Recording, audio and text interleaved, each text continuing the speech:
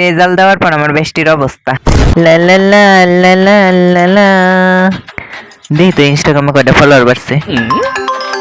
এই সহন আবার কেটে ফোন করে। বেস্টি, হ্যালো বেস্টি, ক কি? আমরা তো আজকে রেজাল্ট দিছি। কি কস?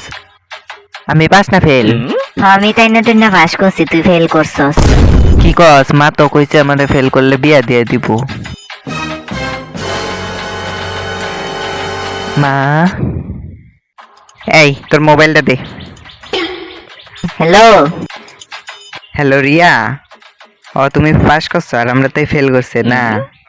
ও আচ্ছা আচ্ছা, রেখে দিই। আচ্ছা না, আমি বিয়ে করতাম না, আমার বিয়ে করতাম না। আর বেস্টির বিদায়ের সময় যা হইলো।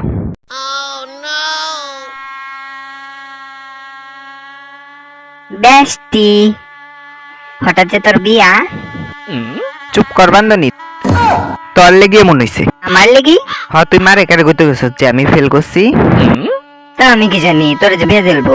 জানোস বেস্টি, মা আমার কিচ্ছু দিত না। ও মা দিত না তো এডি কি? এডি যে দিতাছে এডিও ছায় আনছে।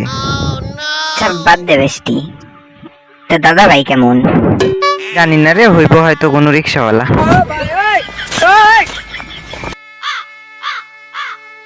তা সাথীর মা 2 দিনের মধ্যে সেরির বিয়া দিলতাছ? আরে দিদি আয়ো না, আয়া বউ না। তো জামাই কেমন? আর জামাই ভালোই পাইছি গোল, লেটিন পরিষ্কার করে, বয়স মাত্র 48। জামাই তো তাইলে ভালোই পাইছ। কিরে বেস্টি, আন্টি ডিকিতা কয় তোর জামাই নাকি লেটিন পরিষ্কার করে?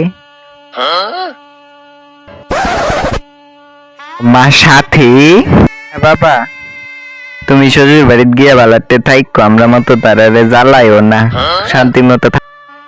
বাবা তোমরা মানে এখন বিয়া দিতে যোগে রে, পরেও তো দিতে পারতা। না না, আবার বেশি দিন করে রহ বালা না, তাড়াতাড়ি বিদায় করাই বালা।